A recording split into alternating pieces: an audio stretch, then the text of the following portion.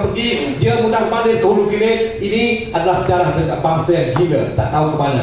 Kita mesti menerima hakikat bahawa perjuangan untuk mencapai kemerdekaan ini adalah urutan-urutan dari semenjak sampainya the white colonial power. Ia telah satu demi satu perjuangan. Dul Sai, Datuk Nani, ini semua adalah perjuangan untuk mengangkat sejahtera. Kita jangan malu untuk menerima hakikat, Pak. United Malay National Organisation ini seperti kita tahu, ia berunding. Perundingan ini berlaku kerana adanya perjuangan angkat senjata oleh Parti Komunis Malaysia. It is because of the armed struggle. The armed struggle under the leadership of the Malayan Communist Party create the atmosphere for negotiation. Kalau saudara, ini sejarah, ini hakikat. Jadi jangan kita dibodoh-bodohkan. Itulah saya marah pada United Malay National Organisation. Dia membodoh-bodohkan fikiran kita. Okey. Apakah ini ideologi? Ini dapat bercakap. Ideologi ini memang disebarkan, tetapi kerana sekarang ini, kerana wujudnya internet, kita juga telah tahu salah satu daripada pembohongan yang maha bohong ialah Memulamun. Kan lagu ni lagu terang bulan. Kalau saudara baik, pergi balik YouTube, tengok klip Mat Sabu yang dia bercakap di mana utusan Malaysia memainkan tu. At the beginning, permulaan klip itu, Mat Sabu kata seperti lagu terang bulan ini Indonesia. Ini utusan Malaysia tak berani usik kerana dia tahu ini memang lagu terang bulan. Saudara-saudara sekalian, umur saya 60 tahun. Ketika konfrontasi berlaku, Bung Karno memainkan lagu terang bulan ini, menganjingkan Tunku Abdul Rahman, New Colonialism katanya. Inilah lagu ni. Ini lagu bukan lagu kebangsaan kita, ini lagu terang bulan. Jadi ini adalah satu pembohongan yang tidak dapat dinafikan lagi. The time has come. Masanya telah sampai untuk kita mengubah benda ini. Okey, saudara. Satu perkara lagi tentang hegemoni ini. Hegemoni ini bergerak kerana ada permasalahan kita, kerana perjuangan kita ini tidak sampai ke garis akhirnya. Biar saya terangkan. Pada 1946 telah ada perjanjian persefahaman antara All Malayan People Joint Action Committee AMCAJA, di mana telah dilakar perlembagaan rakyat. Perlembagaan rakyat ini di salah satu daripada clause-nya, sesiapa saja sesudah negara Melayu mereka semuanya akan dianggap Melayu. Ini satu perjanjian yang paling radikal. Ini satu. Tetapi perjanjian perlembagaan rakyat ini telah disabotase oleh British. British tidak membenarkan pemimpin-pemimpin yang bergerak ANC ini bergerak ini cuma ditangkap. 48 apabila konfrontasi apabila darurat disiarkan pemimpinnya. Kerana apa? Karena itu British melahirkan apa yang dipanggil pecah dan perintah. Ini China, ini Melayu, MIC, MCA, United Malay National Organisation, United Malay National Organisation, Malaysian Indian Congress, Malaysian Chinese Association. Mereka ini semuanya nama dia saja nama-nama orang putih. You can tell that, you know. My name is not Chester. My name is Isyamuddin Rais. I am Melayu. So that's clear. Tapi cuba kita tengok mereka ini. Jadi perjuangan untuk melahirkan negara bangsa ini terbantul. Kerana itu kita merasa prejudis terhadap China. Orang Melayu memiliki syak wasangka terhadap China. Kerana itu ini elemen syak wasangka ini telah digunakan ketika perang dunia, ketika perang dingin, bahawasanya China komunis. Okey, Syah minta ringkas ni. Terangis. Macam mana saya nak ringkas? Okey, sebelum pengumuman forum ini sedang disiarkan secara langsung di Durian FM. Ada kawan kita yang buat rakaman untuk Durian FM. Macam mana saya nak ringkas? Kerana ini adalah untuk memecahkan hegemoni United Malay National Organisation ni. You cannot go back with a strong voice. Okey, silakan Prof. Aziz. Saya nak menambah sedikit. Hari ini kita begitu cuba diajar untuk membenci komunis sebagainya. Tapi saya kadang-kadang merasa heran kerana saya teringat satu kenyataan seorang pegawai cawangan khas Bahasa Branch yang saya berpangkat AC, Assistant Commissioner di Maktab Polis di Jalan Ceras. Dia dengan bangganya mengatakan bahawa we have managed to put down this communist struggle without even firing a single shot. Ya. Jadi pegawai polis cawangan khas yang bangganya mengatakan bahawa kita berjaya menamatkan perjuangan komunis tanpa berperang lah. Pada saya menafikan apa yang berlaku di Bukit Kepong, menafikan sumbangan pasukan keselamatan, anggota tentera dan polis. Dan malam ini dengan di wacana malam ini saya mengiktiraf Parti Komunis Melayu, sebab beliau merujuk kepada perjanjian tahun 69 itu. Bukankah satu tafsiran yang saya pikir adil ataupun logical? Sebab kalau kerajaan tidak mengiktiraf kedudukan PKM dan perjuangan mereka, mengapa mereka buat perjanjian dengan PKM? Mengapa? Ya. Cuma yang menjadi masalah, mengapa tidak semua ahli atau pimpinan PKM dibenarkan balik ke Malaysia? Mengapa sebagian saja? Mengapa Cimpeng tidak? Ya. Mengapa begitu? Sedangkan kita perlembagaan kita mengatakan hari ini bahawa ada hak sama rata di kalangan semua rakyat, di kalangan semua orang, every person, bukan rakyat, every person, ya, every person dijamin oleh perlembagaan kita. Jadi kalau saya fikir menarikkan, saya fikir kita juga nak tahu apakah pimpin-pimpin UMNO yang pernah ditangkap di bawah ASA oleh kerana dikatakan terlibat dengan komunis, memang terlibat dengan komunis ataupun hanya fitnah semata-mata.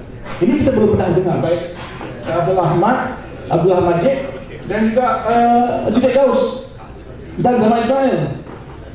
Pernahkah mereka terlibat atau pernah mereka menganggap komunis? Sebab mereka sekarang menuduh Allahyarham Mat Indra dan sebagainya, tetapi kita tidak pernah dengar ya pengakuan mereka, sebab ada sebagian masih hidup lagi. Mereka patut ke depan dan menafikan bahawa mereka tidak pernah komunis dan mereka ditangkap untuk dijadikan mangsa politik semata-mata. Ini satu hal yang saya fikir harus kita juga kemukakan dalam rangka dalam kesempatan musim komunis sekarang ini. Itu sudah tidak berapa ada. Jadi saya terus kepada penggulungan boleh? Boleh? Ataupun ada soalan yang betul-betul tak boleh buka next door, okey. Silakan penggulungan daripada Saudara Hisham, Aziz dan kemudian Saudara-saudari, saya nak bagi tahu tadi bilang bagaimana Mak Sabu kata rumah pasung, tersilap-silap dia kata polis. Konsep orang Melayu polis ini, konsep balai polis ini hanya dikonstruk 1971 oleh Ghazali Syafi'i. Sebelum itu orang Melayu menggunakan itu sebagai rumah pasung, polis itu sebagai mata-mata. Ini sejarah. Kalau saudara pergi buka akhir perbicaraan, saksi-saksi itu akan dipanggil di mahkamah, mata-mata 783, mata-mata 5670 macam tu. Ini sejarah. Kerana itu orang Melayu melihat yang berlaku di Bukit Kepong itu ialah rumah pasung. Pasung itu artinya tempat memenjarakan rakyat tengah air kita. Itu kan orang Melayu panggil. Dan dia memanggil mata-mata, mengintai-intai, menyekta tugasnya, mengintai-intai mata. Kerana itu jangan saudara gunakan special brand, mata-mata gelap. Itu orang Melayu punya konsep, tidak berubah. Orang Melayu ini adalah pensejarahnya, tahu sejarah. Hanya United Malay National Organisation ini membodoh-bodohkan. Kita gunakan polis, mereka bukan polis, mereka mata-mata, memata-mata on behalf of United Malay National Organisation. Mesti ada malam ini di sini nih.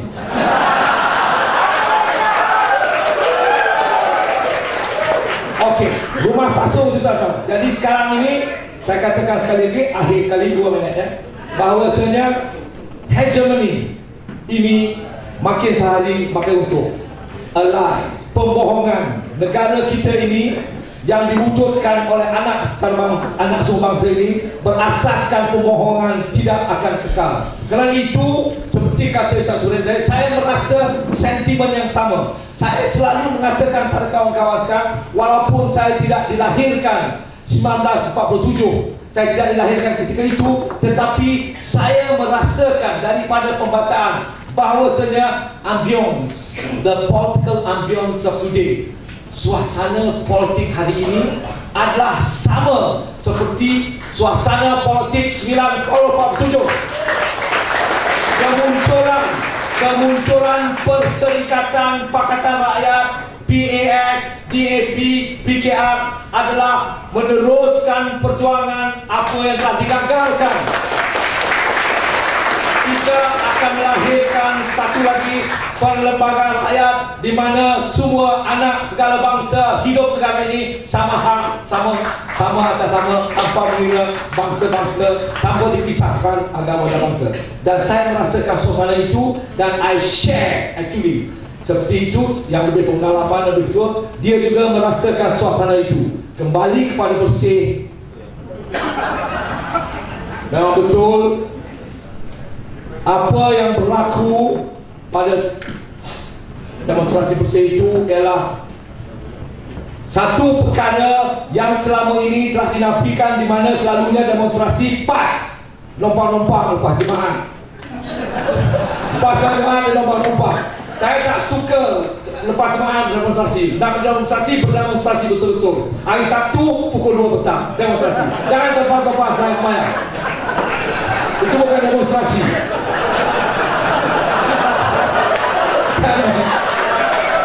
Betul tak?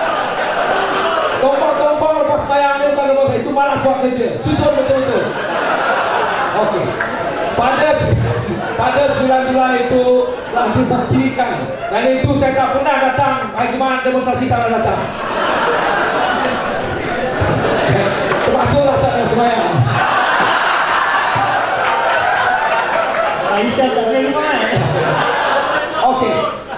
Jadi apa yang dikatakan oleh Syarifudin itu ialah bahawasanya the Malaysianness, kelahiran semangat setiap kawan anak sebuah bangsa sedang lahir, dan kita harus perkokohkan. Terima kasih. Okey, menyambung sentimen sejarah Hisham dan juga apa yang disuarakan oleh Tuan Ishak Surin tadi, saya rasa kita kena kekalkan momentum yang ada sekarang. Cuma saya fikir kita jangan izinkan, jangan benarkan supaya isu ini digunakan ataupun dilupakan atau melupakan kita daripada masalah pokok yang sebenarnya, supaya tidak berlaku penipuan dalam pilihan raya. Ya? Pastikan bahawa apa yang ditutup oleh Bersih itu berlaku. Ya? Kita cukup bimbang dan cukup prihatin dengan 2 juta pendatang yang telah belum diberikan apa itu diputihkan itu mungkin matlamat mereka yang sebenar. Jadi isu yang sekarang ini jangan kita benarkan supaya untuk melarikan kita daripada isu yang itu, kerana mereka akan buat pelayanan bila masa. Jadi kita harap jangan isu ini menjadi satu macam yang melalaikan kita daripada perkara pokok, iaitu memak perubahan yang sebenar. Bayangkan saudara sekalian, Abang Mat, sebelum Abang Mat teruskan, nak buat pengumuman sikit boleh tak? Sebab saya takut Abang Mat bila cakap masa habis semua pakai boleh. Okey, sekejap Abang Mat. Okey, yang pertama, saya nak ingatkan semula. Sebentar Okey, yang pertama, sila like ataupun join Free Public Forum di Facebook anda untuk mengetahui forum-forum yang seterusnya. Yang kedua, ialah jika forum ini dilihat tidak seimbang, saya yakin orang akan kata tidak seimbang. Saya rasa matlamat utama kita ialah pendidikan supaya kita lebih banyak berdiskusi dan berkongsi idea. Kita tak akan jumpa forum seperti ini di utusan, jadi inilah medannya untuk kita imbangkan, khususnya kepada anak muda, tahniah kepada anak muda.